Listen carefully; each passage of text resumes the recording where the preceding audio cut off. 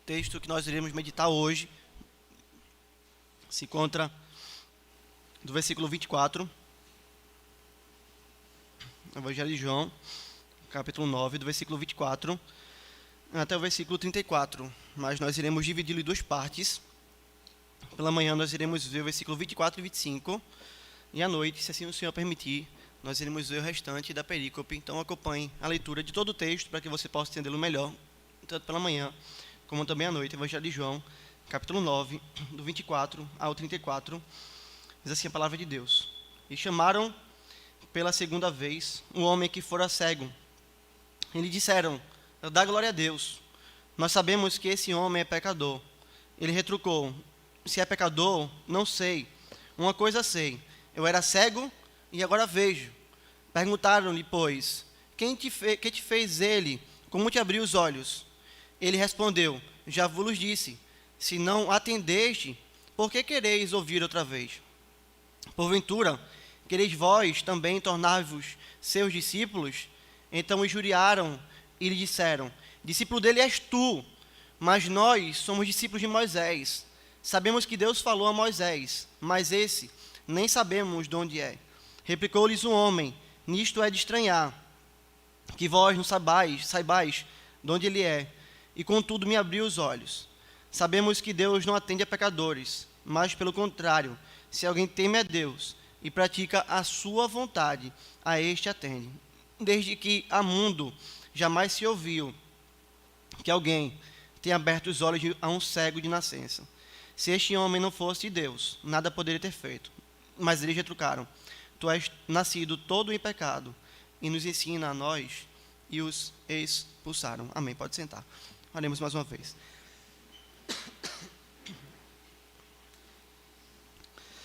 Dá iluminação a gente, Senhor. Dá iluminação e fala de maneira poderosa no nosso coração. Glorifica teu nome hoje. E a mim apenas me usa como instrumento teu. Mas que a glória seja da tua palavra. Aquela que é o verbo, Senhor. O verbo se fez carne e habitou entre nós, cheio de graça e verdade. E é desse verbo que nós queremos conhecer hoje mais. Em nome de Jesus. Amém.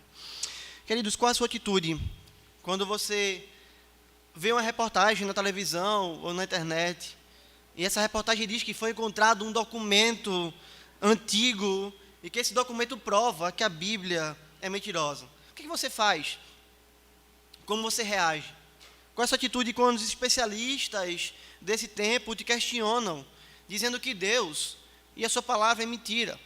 Pessoas ali que olham para você e vão dizer: olha, eu tenho conhecimento, eu sei, a Bíblia é mentira. Como é que você age com isso?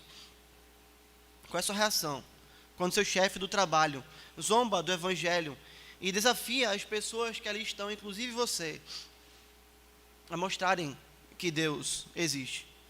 Você que é jovem ou criança, ou até mesmo adulto e está na faculdade, qual é a sua reação quando na escola ou na universidade o seu professor começa a ensinar algo contra a palavra de Deus e começa a falar que Deus não existe, que a Bíblia é mentira e todas essas balelas? Qual é a sua reação? Como é que você se comporta? O que é que passa na sua mente? Como é que fica o seu coração? Será que a sua reação é uma reação de medo? Acaso você coloca a mão na cabeça e você para e pensa, quando você lê aquela reportagem: e agora, o que será do Evangelho? E agora, o que será da fé cristã? E agora, será que eu vivi um engano? Será que eu vivi uma mentira? Está vendo? Tem uma reportagem ali, saiu na Globo, eu estou vendo isso. Será que vai acabar com todas as igrejas? Quando seu chefe faz esse tipo de postura com você, será que você fica com medo? Aí eu vou perder meu emprego, o que vai ser de mim? Como é que eu vou viver? O que é que eu vou comer? Será que na sala de aula, diante desse professor, o seu sentimento é: meu professor sabe muito, olha quanto conhecimento ele tem, quem sou eu para poder rebater esse professor? Ele tem doutorado, ele tem pós-doutorado em uma das maiores faculdades, universidades do mundo. Como é que eu vou discutir com ele? Eu acho que é melhor ficar calado, né? Acho melhor ficar quietinho. Eu me recolhi à minha insignificância, porque olha quem é esse homem, e olha quem eu sou apenas um aluno, ele já está estudando há décadas, Queridos, no texto que nós estamos lendo hoje, nós vemos um homem que era completamente desprezado pela sociedade. Nós vemos um homem que nasceu cego. E veja que as pessoas passavam ali, como a gente já viu isso, e dizia: será que foi ele que pecou? Será que foi os pais dele que pecaram? Olhavam para ele e viam o estado deplorável dele e culpavam ele ou seus pais pelos seus pecados. Era um homem que vivia em um estado tão deplorável que vivia pedindo esmolas. Nem seus pais tinham recurso para poder cuidar desse homem. Ele precisava ficar jogado ali no meio da rua, esmolando para poder sobreviver. As pessoas passavam por aquele homem e nem o percebiam mais, porque ele virou paisagem. Todo dia ele estava ali, no mesmo lugar, muito provavelmente, falando as mesmas coisas, pedindo da mesma maneira. Ele virou paisagem. Ele se tornou esquecido para as pessoas, era apenas algo comum ter aquele homem ali, assim como ter um vaso de planta parado sempre no mesmo lugar.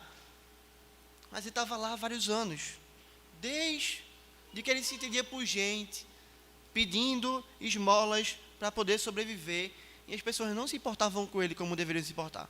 Mas Jesus se importou. Como nós vimos, Jesus foi até ele. Jesus cuspiu na terra, Jesus fez lodo, Jesus colocou esse lodo nos olhos daquele homem. Jesus disse para ele ir até um determinado tanque, chamado tanque de Siloé, onde representava e queria e significava aquele que é enviado. O que quer dizer enviado? Esse homem obedeceu ao Senhor, foi curado. E agora esse homem desprezado, esse homem excluído pela sociedade, esse homem que estava naquela situação tão deplorável durante tantos anos, se encontra diante dos líderes espirituais da sua época, das maiores autoridades espirituais da sua época. Eu não sei se você entende quem são os fariseus. Na nossa linguagem de hoje, nós poderíamos dizer que os fariseus, em um certo sentido, eram tidos como os doutores da teologia do seu tempo. Os fariseus eram os homens que eram tidos nos dias de hoje como aqueles homens que têm pós-doutorado em teologia, mas não homens que fizeram pós-doutorado e que essa teologia desceu para o coração e virou prática. Não é essa a realidade. Eles eram homens que se achavam os senhores do saber, homens que batiam no peito e se orgulhavam de serem os mestres da teologia, homens que batiam no peito e que se orgulhavam do seu conhecimento, homens que tinham o poder também de até mesmo expulsar pessoas da sinagoga, e nós já vimos como isso é sério.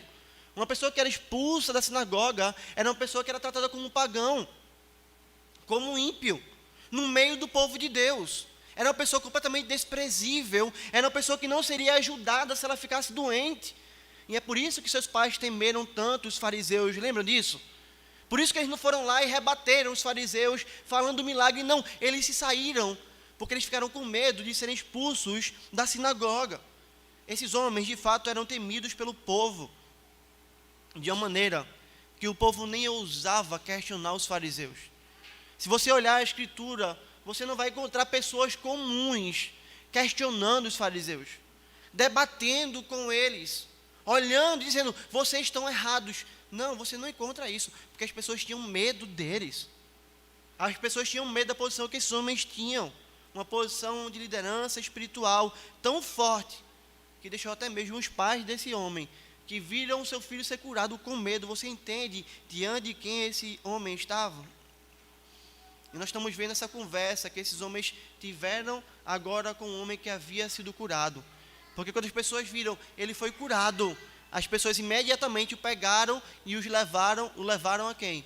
Até os fariseus, até os mestres, os doutores, os pós-doutores da teologia. E queridos, esse homem, por meio da sua conversa com os fariseus, tem muito a nos ensinar com sua postura, com o seu modo de agir, mas principalmente, ele tem muito a nos ensinar sobre quem Cristo é e como o nosso Cristo de fato é precioso. E é por isso que quando nós olhamos esse texto, nós podemos aprender com esse homem que nós não devemos considerar as ideias dos homens, mas sim os fatos revelados pelo Senhor. Vejam mais uma vez o texto. Então chamaram pela segunda vez o homem que fora cego e lhe disseram, dá glória a Deus. Nós sabemos que esse homem é pecador. Ele retrucou: se é pecador, não sei. Uma coisa eu sei. Eu era cego. E agora eu vejo. Veja, após ser curado, e estão diante aqui dos fariseus, nós vemos que esse homem vai começar agora a falar sobre aquilo que de fato Cristo fez. Ele fala isso anteriormente. Cheguei lá, olha, o que aconteceu com você? Aconteceu isso, isso e isso. E ele conta o que Jesus havia feito. Os fariseus agora, após ouvirem isso, você precisa entender que é esse o contexto.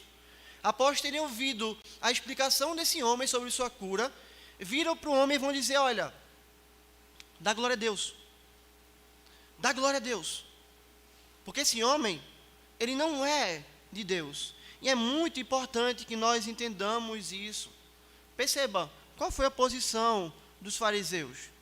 Alguns olharam e disseram: isso daqui não pode ser verdade, não pode ter sido um milagre. Por quê? Porque foi feito no sábado. Então, se esse homem foi curado no sábado, esse que o curou é pecador. Percebe? Esse que o curou é pecador, e você vai ver isso no versículo 16. Por isso, alguns dos fariseus diziam: esse homem não é de Deus, porque não guarda o sábado. Outros fariseus chegaram e disseram: como é que pode um pecador, um homem pecador, fazer tamanhos sinais? E o que é que aconteceu entre eles? Uma dissensão entre eles, o texto diz. Então nós temos agora os fariseus divididos. Uns dizendo: esse Jesus é pecador. Outros dizendo: como é que um pecador pode de fato curar um homem? Como é que o pecador pode de fato abrir aos olhos de um cego de nascença? Então eles estavam ali divididos, mas o que a ideia do texto parece passar é que aqueles que diziam que ele era pecador engoliram, digamos assim, aqueles que diziam que o milagre foi feito de maneira correta, que Jesus vinha da parte de Deus. Por quê? Porque eles chegam agora para esse homem e vai dizer: olha, dá glória a Deus. Dá glória a Deus. Por quê? O que eles estão querendo fazer aqui, queridos? Eles estão querendo justamente descredenciar o milagre. Porque veja, não tem como esse homem ser um pecador se ele fez tamanho milagre. Percebe? Eles sabiam disso. Se Jesus fosse um pecador, ele não poderia ter curado aquele homem daquela maneira.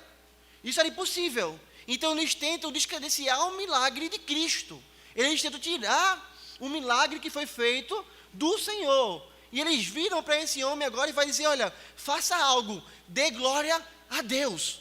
Por quê? Porque esse daí é pecador. Ou seja, esqueça esse Jesus.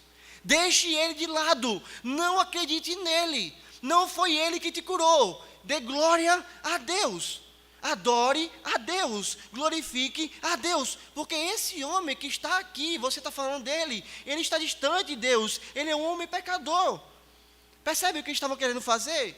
Levar esse homem a negar que Jesus havia operado um milagre. Pelo poder do Espírito Santo, pela força do Senhor, porque Deus o enviou para fazer isso, pelo seu próprio poder também, porque Ele é Deus.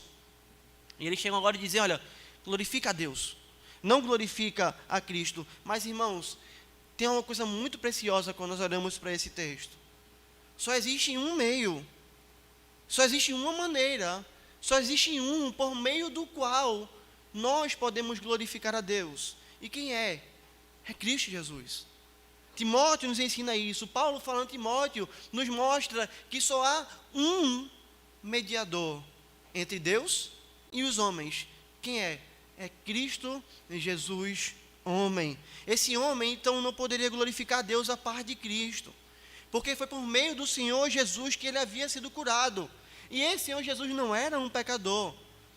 E esse homem estava bem ciente disso. Ele sabia que um pecador não poderia curar os olhos de um cego de nascença. Querido, como nós precisamos guardar isso no nosso coração? Não há como nós glorificarmos a Deus a parte de Cristo. Não há como nós adorarmos ao Senhor a parte de Cristo. Todas as outras religiões, elas vão diferir de nós como povo de Deus justamente por isso. Porque elas não entendem o Senhor Jesus Cristo como aquele que é o único mediador entre Deus e os homens. Sabe por quê? Porque apenas nós somos o povo da graça. Você não vai encontrar graça da maneira como nós temos no cristianismo em nenhuma outra religião. Perceba, todas as religiões requerem sacrifício, não é verdade? Se você for para o espiritismo, você precisa fazer boas obras para que você reencarne de uma maneira melhor. Se você for para o catolicismo, você vai encontrar a mesma perspectiva de uma salvação também pelas obras, é Cristo e obras. Percebe? Se você for para outras religiões pagãs, distantes ainda mais do Evangelho, você vai ver os seus ídolos requerendo sacrifícios para que eles possam se agradar dos homens.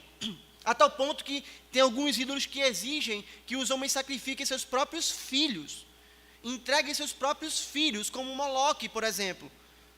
Você consegue entender isso? Nós temos uma religião em que não somos nós que oferecemos o sacrifício para que nós possamos ser aceitos pelo Senhor. Nós vivemos sobre uma ótica onde é o próprio Deus que oferece sacrifício em nosso lugar, entregando o seu Filho para morrer por nós, para abrir com o seu corpo para nós um novo e vivo caminho pelo qual nós podemos chegar até Deus. É por isso que é impossível que qualquer tipo de religião glorifique a Deus. Eu queria que você tirasse então da sua cabeça essa ideia. Se ela permanece na sua mente de que não importa a religião, porque é a ideia do nosso tempo, não é? Não importa a religião, porque todas elas levam a Deus. Não importa os caminhos, porque todos eles dão na venda. Se você pensa nessa perspectiva, crê nessa perspectiva, eu preciso dizer para você hoje, retire essa ideia satânica, diabólica da sua cabeça. Porque não há outro meio pelo qual um homem possa chegar a Deus, pelo qual um homem possa glorificar a Deus, que não seja Cristo Jesus. E quando nós olhamos para a vida desse homem aqui, que é questionado pelos fariseus, e que é dito para ele, olha, esquece Jesus, dá glória a Deus. Nós vemos que esse homem, mesmo estando diante dos doutores da teologia do seu tempo, dos homens que lideravam a religião, de homens que poderiam puni-lo, de homens que eram homens maus, de homens que poderiam tirá-lo da sociedade literalmente, perceba, expulsá-lo da igreja, nós vemos que esse homem não arreda um passo, porque ele sabe aquilo que Cristo havia feito. Ele sabia que o milagre tinha sido feito por meio do Senhor Jesus. Ele tinha um fato, percebe? Ele não acreditava em opinião de homens. Ele acreditava no fato, naquilo que Deus de fato o mostrou. Deus o curou. Isso não tinha como ser negado. Isso estava ali estabelecido. Então não importa a pressão que os homens houvessem feito na sua vida, ele sabia que um milagre havia sido feito. Ele sabia que Cristo havia o curado. E é por isso que ele vira para esses homens agora, em vez de olhar e dizer, não, de fato eu vou glorificar a Deus, né? Esse Senhor Jesus aqui deixa ele de lado, não. Ele retruca esses homens. Ele rebate esses homens. Ele confronta esses homens. E ele faz todo esse texto. E agora ele vira e vai dizer, se é pecador, não sei. Perceba a ironia. Uma coisa eu sei, eu era cego e agora eu vejo. Veja a ironia que ele traz. Se é pecador, eu não sei. Mas eu sei de uma coisa. Eu era cego. E agora eu estou enxergando. Sabe o que ele está fazendo aqui? Ele está quebrando o argumento dos fariseus com o próprio argumento deles. Lembra do que nós vimos atrás? Alguns fariseus viraram e disseram, como é que pode um pecador fazer tamanhos sinais? Percebe? Alguns deles falaram isso. Esse homem foi lá, foi esperto, foi inteligente, foi sábio com a sabedoria dada pelo Senhor, pegou aquilo que eles tinham falado e aquilo que de fato a Bíblia mostra e confrontou esses homens com o seu próprio argumento. Ele está corajosamente, então, expondo na cara desses homens o fato de que Jesus o havia curado. E pelos seus próprios argumentos, os argumentos dos fariseus, ele não poderia ser um pecador, ele não poderia ser alguém que não fosse enviado por Deus, ele precisava ser alguém que de fato foi enviado por Deus. Irmãos, como esse texto, como esse homem nos ensina? Como nós podemos aprender com ele a sermos corajosos? Como nós podemos aprender com esse homem a realidade de que nós não devemos temer homem algum, não devemos temer o status de homem nenhum, não devemos temer os títulos que esses homens possuam, o prestígio que a sociedade dê a eles. Perceba, não importa quão grande seja a mídia que milita contra Cristo, ou um professor com doutorado em Harvard, Eles podem tentar a todo custo desconsiderar o nosso Cristo, podem tentar nos coagir a negarmos a nossa fé, nos ameaçando, ou até mesmo tentando nos enganar, dizendo, adora a Deus de outra forma, não como Cristo diz. Não importa nada disso, queridos, nós não temos nenhuma razão para temer. Nós aprendemos com esse homem que nós não podemos arredar nenhum passo. Veja, seja quem for, falem o que quiser, porque assim como esse homem sabia aquilo que Cristo fez na sua vida, nós sabemos o que Cristo fez na nossa vida, não é verdade? Perceba, esse homem permanecia firme, porque ele sabia, eu era cego, agora eu estou enxergando. Um fato aconteceu, uma realidade foi mudada na minha vida. Eu não via, desde que eu nasci, eu nunca vi a luz, mas agora eu vejo. Queridos, por isso ele permaneceu firme. Mas você já parou para pensar que nós temos algo muito maior do que o que aconteceu com esse homem? Nós, os que cremos, nós temos um fato, um milagre registrado, autenticado e explícito todos os dias na nossa vida, que é a nossa salvação.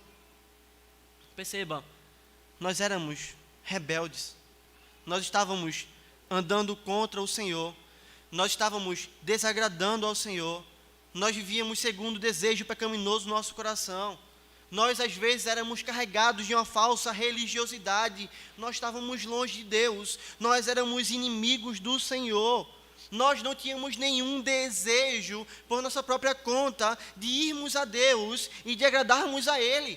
Até quando nós íamos a uma igreja, nós adorávamos a Deus falsamente.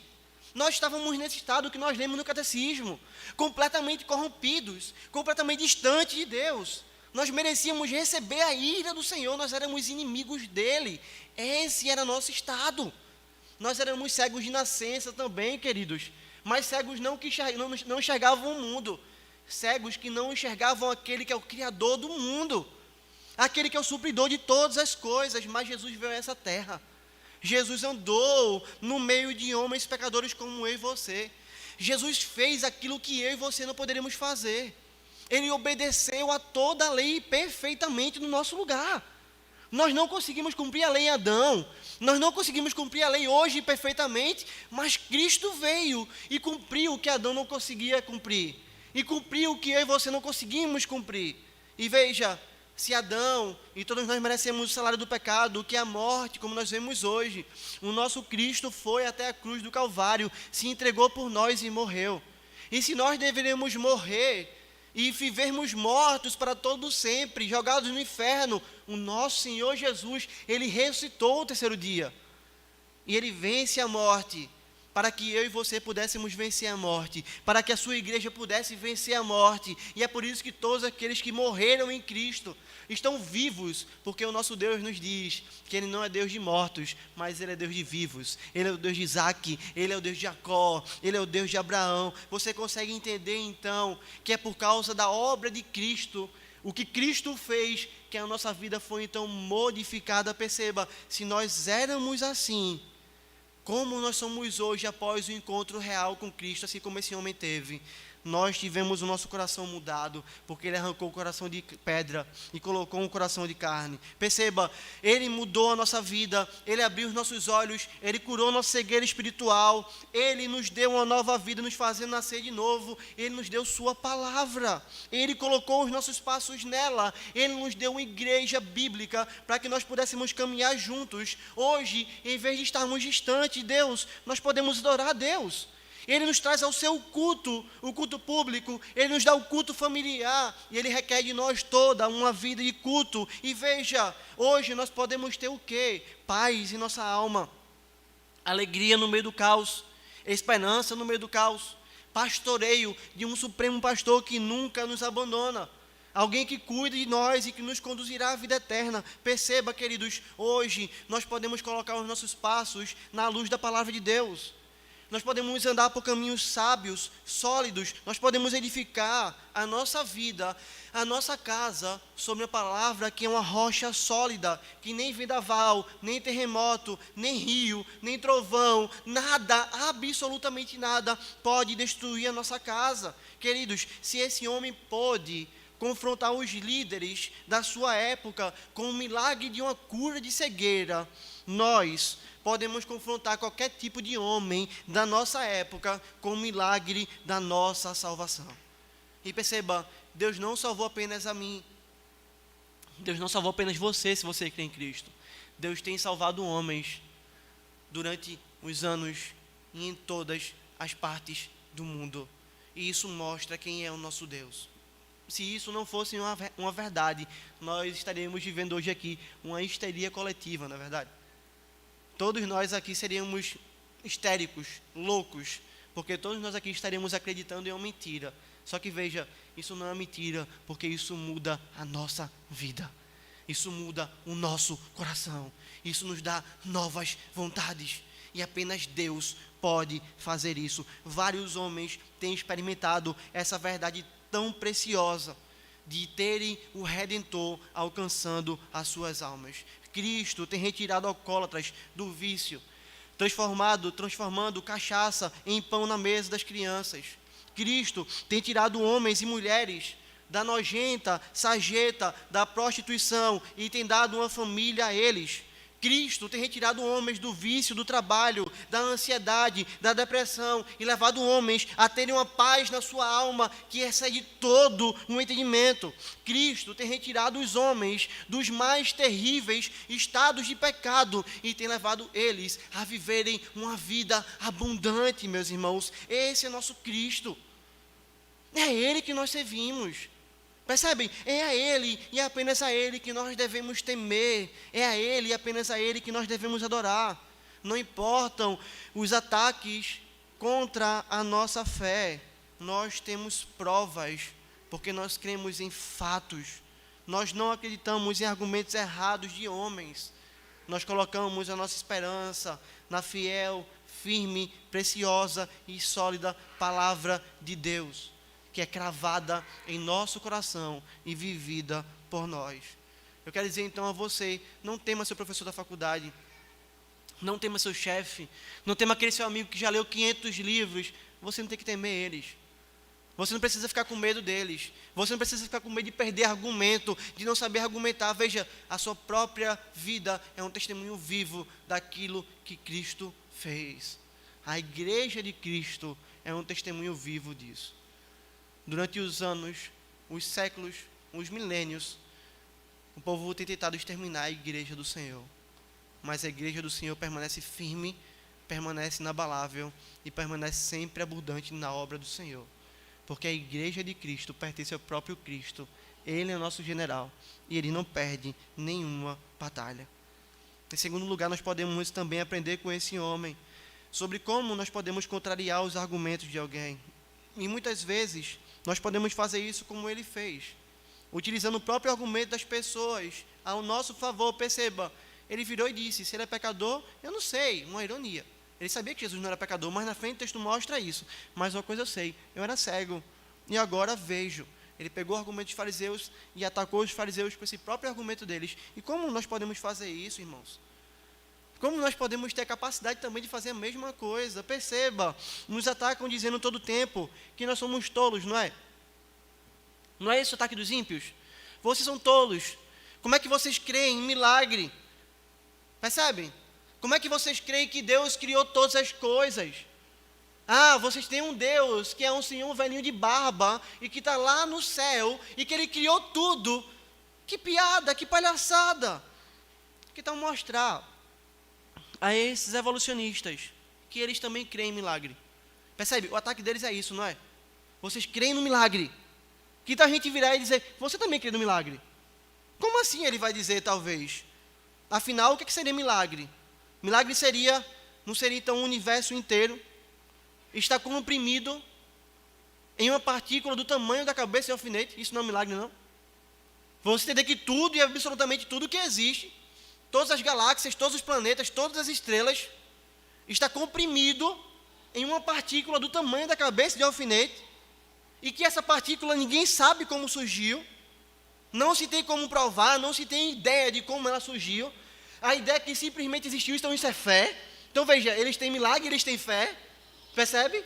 E como é que você acredita nisso agora que essa partícula do nada, ela explodiu, e de uma explosão, algo desorganizado, formou algo tão belo, algo tão organizado como o nosso planeta, como o universo, como todas as coisas que existem. Como é que você acredita num milagre desse? Você me chama de tolo por acreditar no milagre, não é, evolucionista? Mas como é que você acredita num milagre desse? Onde coisas desorganizadas formam coisas organizadas, e onde você não pode explicar por que explodiu, como surgiu e como é que tudo isso aconteceu. De fato, eu sou tolo por acreditar em um Deus que é soberano, santo, justo, bom, inteligente, todo-poderoso, que criou as coisas de maneira ordeira, que deixou as suas marcas como um designer inteligente, que nos mostra que tudo só existe em ordem por causa de uma mente ordeira. Eu sou tolo de acreditar nisso. Percebem? Nós não precisamos temer esses homens, irmãos. Ele pode ter pós-doutorado aonde for. Ele pode ter lido quantos livros for. Ele pode ter feito quantas pesquisas forem. Nós não precisamos temer a esses homens. Nós não precisamos nos curvar diante deles. Nós temos muita capacidade de, em Cristo, destruirmos os sofismas da nossa época. E nós podemos fazer isso atacando o próprio argumento deles. Veja, outro argumento dos ímpios é que nós temos perdido na nossa vida, não é? Você é muito tolo, você perde a sua vida, tá vendo? Você não sai com 10 mulheres, você não fica com 5 mulheres, você não sai com 10 homens, você não fica com 5 homens, você não rouba o dinheiro fácil para que você possa aproveitar e viver sua vida, você não faz isso ou aquilo, você é tolo, você não bebe, você não vai para balada, você não mente, você prefere ter um sofrimento por causa da verdade. Veja como você é tolo, você está perdendo sua vida, irmãos. Nós podemos pegar esse mesmo argumento, nós podemos ir lá. Será que eu estou perdendo a minha vida? De fato, estou perdendo a minha vida, não é? Será que você que não está perdendo a sua vida? Como é que você tem vivido? Será que é você que vive correndo atrás do vento? Tu vai construir todas as coisas. Tu vai ter tudo o que tu quer. Mas por que tu sempre carrega um vazio no teu coração? Por que tu sempre quer mais, mais e mais? Porque os homens que conseguem impérios absurdos, mesmo assim se matam. Porque os homens que têm todas as coisas, mesmo assim tiram a sua própria vida. Eles não tinham tudo, não é isso que você quer? São homens que têm qualquer mulher que quiser, qualquer bem que quiser, qualquer tipo de lazer que quiser, porque eles se matam. Nossa, foi muito bom para ele, não foi construir tudo e perder a vida dele? Será que sou eu que tenho perdido a minha vida? Ou será que é você que tem perdido a sua vida, tentando ganhar o mundo todo, mas você vai perder a sua alma? Ora, se Deus não existe, todos nós morremos, nós estaremos no mesmo lugar. Mas se Deus existe, e nós morremos hoje, você está perdido. Será que fui eu que perdi minha vida? Ou será que é você que está perdendo a sua vida? Queridos, nós não perdemos a nossa vida, sabe por quê? Porque nós temos a vida, e a vida é Cristo. Nós, ainda que possamos passar por dificuldades, negar os prazeres da carne, sermos perseguidos, nós estamos vivos, porque nós estamos vivos em Cristo. E esses homens estão mortos, porque eles não têm sentido nenhum para a sua vida. Nós precisamos atacar os argumentos deles, irmãos. Nós precisamos balançar a casa desses homens. Eu posso dizer para você, balance a casa de qualquer homem que fosse em Cristo, e essa casa vai cair, porque ela não está firmada sobre a rocha. É por isso que eu quero concluir a mensagem de hoje, nessa manhã, dizendo a mim e a você, mais uma vez, irmãos, nós não temos para que ter medo de homem algum. Nós não temos para que temer títulos. Nós não temos para que temer consequência. Nós não temos para que temer argumentos. Nós temos Cristo. E se nós temos Cristo, nós temos tudo. Sabe qual é o nosso dever como povo de Deus? É estudar a Escritura. E estudar bastante a Escritura. saber uma boa teologia, estudar esse mundo que Deus criou pela ótica do Supremo Criador, e ensinar os nossos filhos assim, a observarem o mundo pela ótica do Criador, a aprenderem como o mundo funciona pela ótica do Criador, porque quando nós estudamos a Escritura, meditamos nela, sabemos uma boa teologia, e estudamos o mundo pela ótica do Criador, sabe quem é que nós encontramos? Nós encontramos o Criador do mundo e aquele que é o Salvador da nossa alma. E sabe quem é esse? Esse é o Senhor Jesus Cristo. E sabe o que a Bíblia fala sobre ele? 1 Coríntios 1, 24 vai dizer: mas para os que foram chamados, tanto judeus como gregos, pregamos a Cristo. Eu quero que você guarde isso no seu coração. Nós pregamos a Cristo. E o que é que Cristo é? Quem Cristo é? Ele é poder de Deus e sabedoria de Deus. Esse é o nosso Cristo. Nós temos o Cristo que é o poder de Deus e que é sabedoria de Deus. Queridos, se Cristo criou o mundo por sua sabedoria, se Ele tudo fez porque Ele é o verbo falado pelo Senhor, você percebe que nós não precisamos temer nenhum homem que estuda o mundo. Você consegue entender isso nessa manhã? Nós não precisamos temer nenhum homem que estuda o mundo. Aquele professor da faculdade, ele estudou muito biologia. Mas ele estudou biologia sem Cristo. Aquele professor estudou muito física, mas estudou uma física sem Cristo. Estudou muito química, mas estudou uma química sem Cristo. Ele pode ter algum tipo de conhecimento, mas ele nunca é. E sem Cristo ele nunca será um homem sábio. Um homem mais indouto no nosso meio. Um homem que tenha menos estudo no nosso meio. Se ele for um homem que maneja bem a palavra da verdade, se ele for um homem que conhece bem o seu Cristo, que é cheio do Espírito de Deus, esse homem tem toda e qualquer condição para rebater a quem quer que seja. Portanto, não nos curvemos. Nunca nos curvemos.